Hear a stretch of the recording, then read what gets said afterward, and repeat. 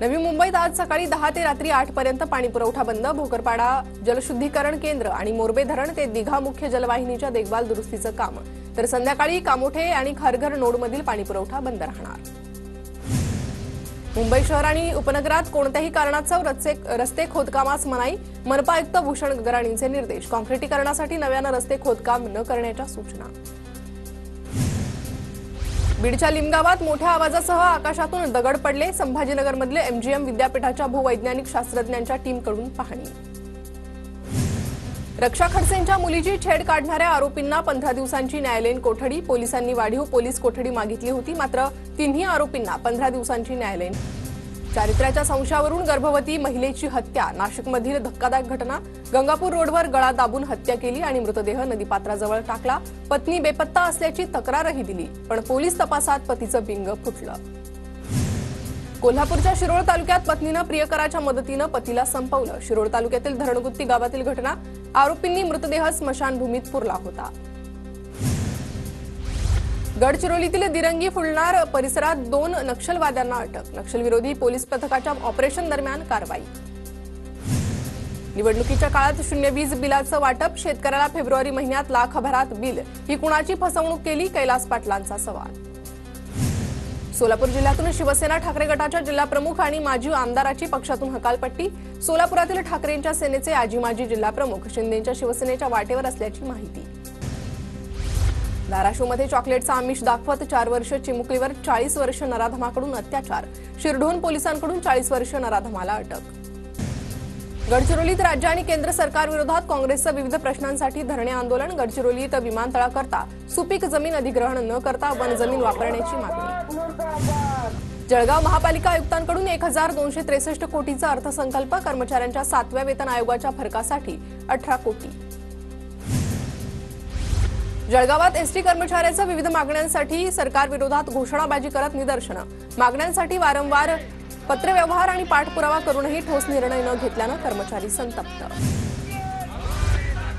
नंदुरबार आगारातील चालक आणि वाहकांचं शासनाच्या विरोधात आंदोलन। वेतनवाढ, भाडे, महागाई भत्ता तात्काळ देण्याच्या मागणीसाठी आंदोलन।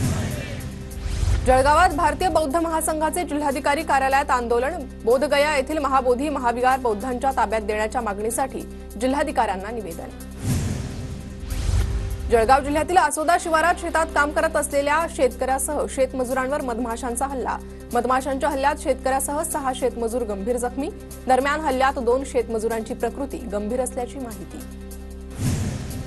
नंदुरबार जिल्ह्यातील 4ही आगारांमध्ये शिवशाही बसेसची संख्या वाढवण्याची मागणी।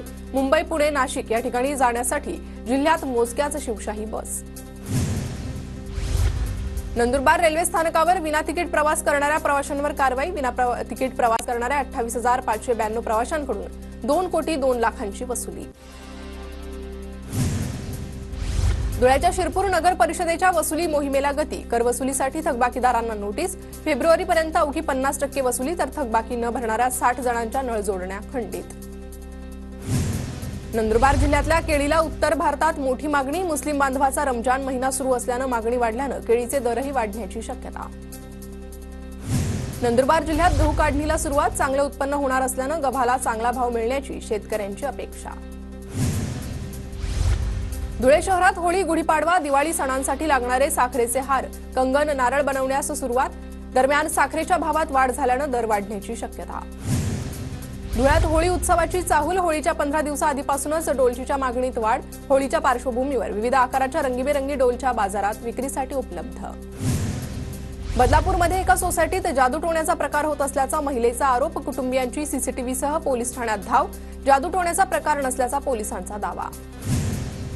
जळगावातील तरसोद पाळधी बायपासवरील रेल्वे पुलाच्या ग्रेडर बसवण्याच्या कामाची जिल्हाधिकारी आयुष प्रसाद यांच्याकडून पाहणी।